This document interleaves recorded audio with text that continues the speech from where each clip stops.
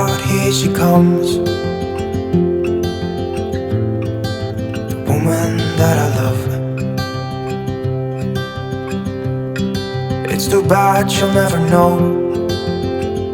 Yeah, I can't tell her how I feel, because she has someone who makes her happy.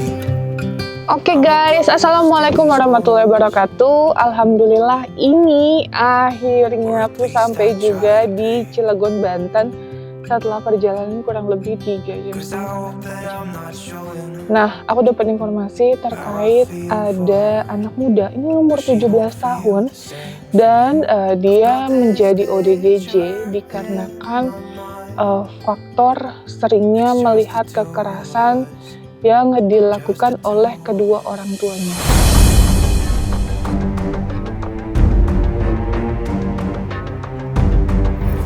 Jadi pelapor tersebut menginformasikan dia ini terlihat ada perbedaan dari umur 5 tahun. Jadi dari 5 tahun sering banget ngomong sendiri. Ibu bapaknya berantem itu depan dia. Jujur aku nggak tahu detail kronologi dari dia kecil sampai tumbuh besar dan dia menjadi ODGJ seperti apa. Tapi yang jelas secara poinnya adalah sering melihat kekerasan atau berantem orang tuanya. Jadi dia ke distract hingga dewasa dan menjadi ODGJ sekarang di saat umur 17 tahun yang paling parahnya.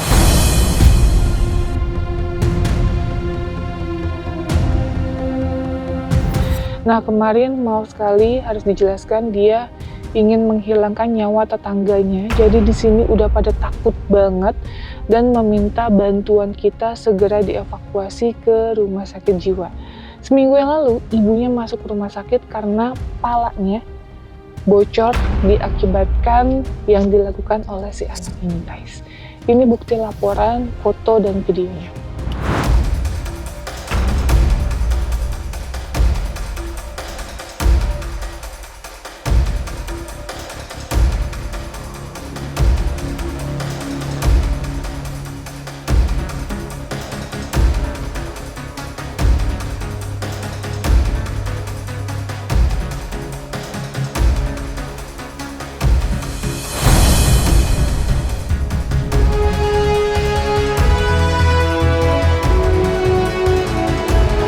Nah itu dia, jadi hari ini kita mau langsung evakuasi walaupun jujur ini bulan puasa bukan berarti kita tidak melakukan apa-apa, tidak ada aktivitas apa-apa, malah di bulan baik ini kita harus banyak-banyak melakukan kebaikan karena bismillah nantinya menjadi amalan kebaikan kita kelak juga ya. Kita langsung aja karena udah ditungguin ya guys, ini kita berangkat tadi kayak jam 10, ini nyampe udah sore karena tadi kita sempat salah jalan, jadinya kita muter-muter lagi ya. Kita langsung aja biar segera bisa bawa ke rumah sakit jiwa. Yuk ikutin guys.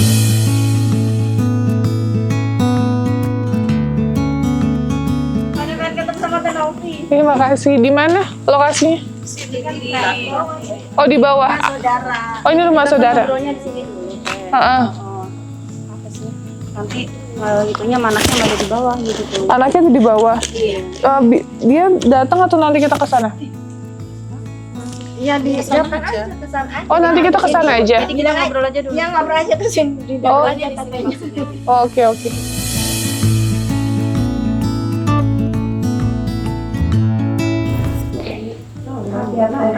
Ibunya teguhnya. Ini ibunya. Iya. Oh oke. Ini yang? Ini ponakannya. Saya rumah di sini. Saya ngechat. Oh yang melaporkan ya. Oke. Ini anak keberapa Bu? Anak pertama. Oh ibu kenapa matanya? Iya semalam kemarinnya itu. Ya kayak gini setiap harinya gitu. Apa kepala gitu. Kalau ya saya dicekek gitu. Ya di ini gitu. Kayak nggak ini suruh istighfar juga susah gitu. Tapi kalau udah ini mereka ini mama akhirnya dilepas istighfar ya kak ya, takut kalau mamanya meninggal gimana gitu.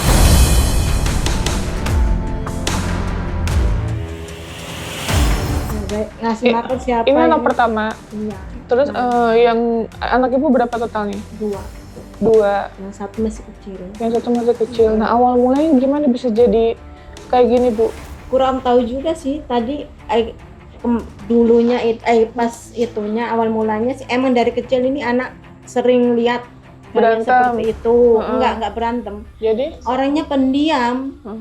Orangnya itu paling pendiam itu anak saya gitu. Dia apa-apain diiniin sama anak. Yang lain juga diem aja, nggak bilang. Kalau nggak temennya, teguhnya diiniin sama orang, dipukul sama orang gitu, dikibulin sama orang. Tapi anaknya nggak pernah cerita sama saya gitu. Jadi dia tuh dipendam aja mungkin. Tapi pas sekolah SMK itu udah setengah tahun sih itu jalan, udah mau naik kelas 2 gitu. Jadi pulang-pulang sekolah tuh nggak tahu nggak ini awal mulanya itu kecelakaan, nabrak orang.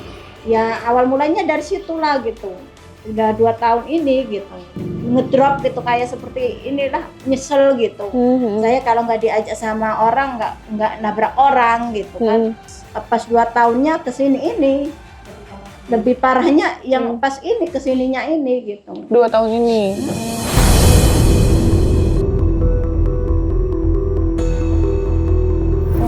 Jadi setiap ini yang mukul gitu, tapi mukul juga nggak terlalu parah kayak gini gitu, nggak ngamuk-ngamuk nggak ini gitu.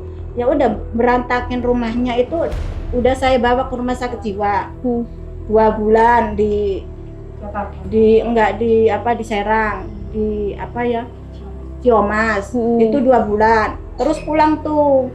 Katanya udah sehat ya, kata dokter udah nggak apa-apa. Akhirnya dari rumah sakit ngamuk lagi, bantingin ini barang-barang gitu.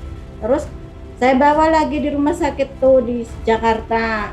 Udah itu setengah bulan, kata dokter udah ini berobat jalan aja. Tapi pas pulang-pulang itu nusuk bapaknya.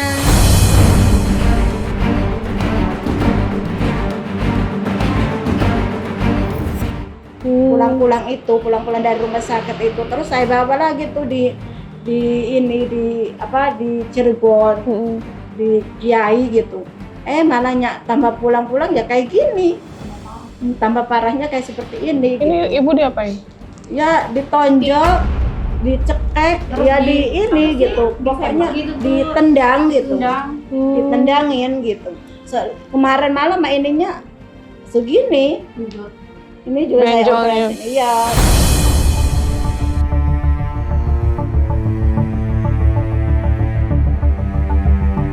Ya kemarin juga tadi rumah sakit juga udah Bu dirawat aja karena ini kan darahnya rendah juga gitu. Karena darah saya kan namanya udah 80 katanya. Takut ngedrop lagi, takut ibunya yang nggak keruan gitu. Jadi gimana ya dok, kata saya udah nggak usah rawat lah, jalan aja, kata saya minta obatnya aja, soalnya anak saya di rumah juga gimana, kata saya kan gitu. Soalnya kalau tiba-tiba ini juga ngamuk juga gitu. Itu waktu pulang dari rumah sakit ibu nggak kelihatan masih parah apa enggak gitu? Nggak kelihatan? Udah sembuh, udah mau ngaji, sholat, udah biasa gitu, biasa normal gitu. Belum ya Teh, cuman udah agak mendingan gitu. Makanya saya bingungnya itu, dia udah mau sholat, udah ini gitu. Jadi sekolahnya lulus nggak Bu, maaf dipotong? Belum tahun ini lulusnya. Kalau misalnya ini cuman masih gurunya sih masih kalau misalnya sembuh ya udah terima lagi gitu. Maksudnya masih bisa nerima gitu keadaan Teguh seperti ini, karena dia kan bukan malas tapi dia sakit gitu, kata gurunya gitu. Makanya seperti itu, makanya ini sekarang lebih parahnya sekarang ini gitu, minggu-minggu ini. Tadinya alhamdulillah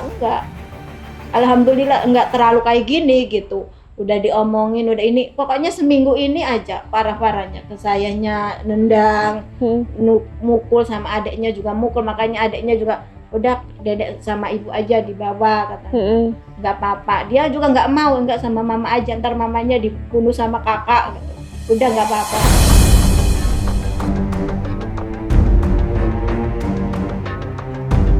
Tapi nggak gara-garanya apa Bu? Nggak ada gara-garanya, nggak ada masalah, nggak ada apa. Ya kayak tiba-tiba aja tadinya, Mak minta rokok, katanya. Ya emang udah nggak ada nak, kata saya.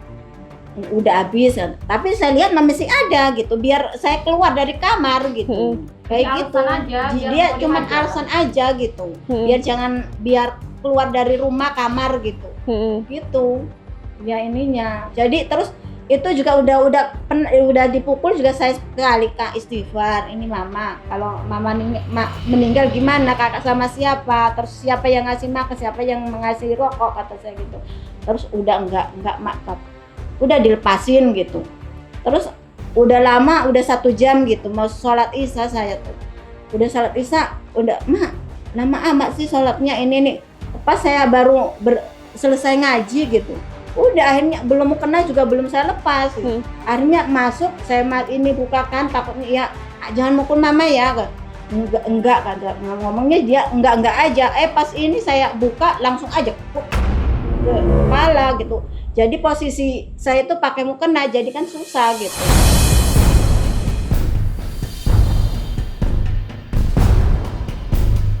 Oh, jadi karena kenapanya nggak ada yang tahu ya? Nggak ada sebabnya, makanya itu nggak ada sebabnya, nggak ada penyebabnya gitu. Makanya bingung saya, oh ini anak kenapa? Dokter nggak ngomong, Bu? Ya dia dokter ngomongnya bilang, kan biasanya kalau di dokter kan dipanggil tuh nanti kenapa-kenapanya gitu, nggak dijelasin? Iya, dijelasin katanya ini kejiwaan aja gitu, ngomong gitu aja. Karena apanya dokter nggak ngomong? Enggak. Oh, nggak ngomong. Nggak ada bicara apa-apa, katanya enggak, cuma kejiwaan aja karena pikiran dia udah lama terpendam karena anaknya pendiam, jadi nggak keluar kalau kesahnya itu gitu, nggak tahu sama siapa-siapanya masalahnya gitu. Ngomongnya gitu aja Bu dokternya. Takutnya kata saya ada apa gitu kan, ini sama orang berani nggak Bu? Sama orang. Sama orang Tadinya enggak berani. Tapi sekarang Tapi ada orang lain udah ngeliat udah gitu. Cuman ngeliat aja gitu, orangnya diliatin aja, tapi nggak berani ini gitu. Nggak berani ngelawan, Belum ngelawan sekarang. Cuman takutnya itu karena ini kan udah meresahkan tetangga, keluarga juga, terus di rumah ibu kan banyak anak kecil gitu kan, jadi dia takut semua kan, jadi takutnya ya kayak gitu. Kata Neta, udah Bi diiniin aja, bisa nggak? Ya udah nggak apa-apa, kata saya, biar aman, soalnya ini kan udah ngerasain semua keluarga gitu, makanya ya udah, kata dia minta izin ya Bi, ya udah nggak apa-apa, kata saya. Cuma saya minta dari keluarga kan pengennya tolong gitu, pengen dibuang, daripada dibuang mesti mending di yayasan dong Teh, ya kan? Kata saya udah daripada dibuang makasian, masa ini sih dibuang, masih mending di yayasan aja, kata saya. Saya cari-cari, coba aja ya di Tenovi. Kebetulan langsung respon kan Tenovi, timnya. Saya ngomong sama bibinya karena udah nggak kuat, saking udah ininya lah, udah bingung mau ngapain. Jadi ya udah, ibunya juga juga pasrah, keluarga segala macam udah pasrah.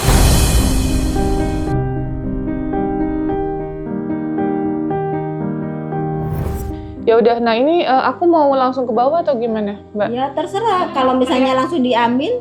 Iya, karena sebenarnya kan harusnya kemarin Bu, iya sebenarnya kan harusnya kemarin, terus karena posisinya ODGJ galak, jadi kita nggak bisa untuk kesini lagi. Nah, sedangkan hari ini kita ada 2 orang yang mau kita bawa, jadi kalau bisa ya lebih cepet aja ya. Gitu ya Bu. Cuman bilangnya sama Teguhnya jangan mau dibawa ini aja gitu, mau dikurung aja, dibawa kerja aja gitu, biar dia jangan ngamuk gitu. Iya. Nah, ini Siap.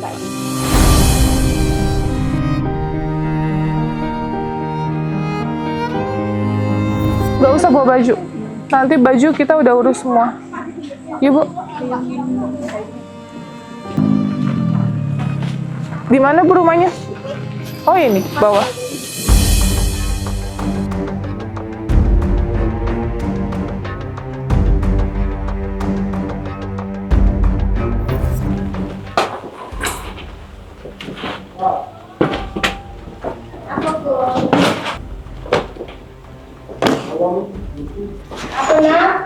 Jadi Sawah. Iya, kelambian kan sih?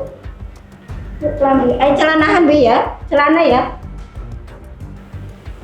aduh, lagi pakai celana. Hujan guys, jadi harus gerak cepet ya. Ini udah jam 4. Udah jam 4 kita bisa buka di jalan.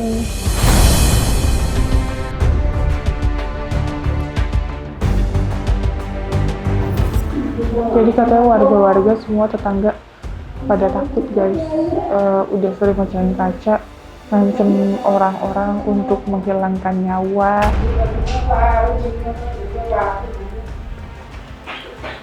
Terus udah meresahkan lah. Tapi umurnya sudah 17 tahunan ya.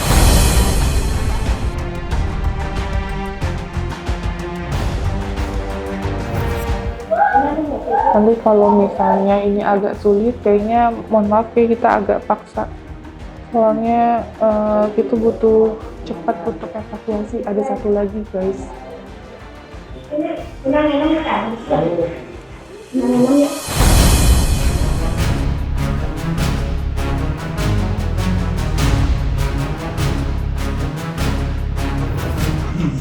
Apa nak? Kamu ke sana.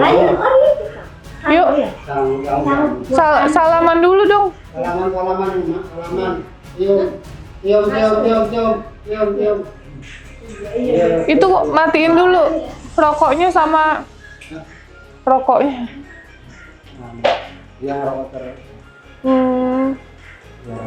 Ini bapak saudaranya? Oh, saya tetangga. Oh, tetangga. Ya masih keluarga. Cuman saya kan. Adiknya mana, Bu? Adiknya Nggak tahu di mana dia lagi main. Oh, lagi main. Umur berapa adiknya, Bu? kelas berapa? Tuh, kelas 4. Oh, kelas 4. Ayat 9. Oh. Seumur anak saya berarti. Yuk. Kita Hah? Iya benar. Udah ditunggu nih. Ayo, nih masih Adi. Nih temennya, masih Adi. Yuk, dari kawan. Salaman dulu. Salaman. Ya. Yuk. Ayo kita jalan. Ya, yuk. Keburu deres. Yuk, sama Ibu. Oh iya, Bu, ini, Bu. Matanya langsung. Udah macam TV. Kan jadi Macam TV. Ayo, yuk. Oh, Receh. Mau jadi mau gawe. Apa?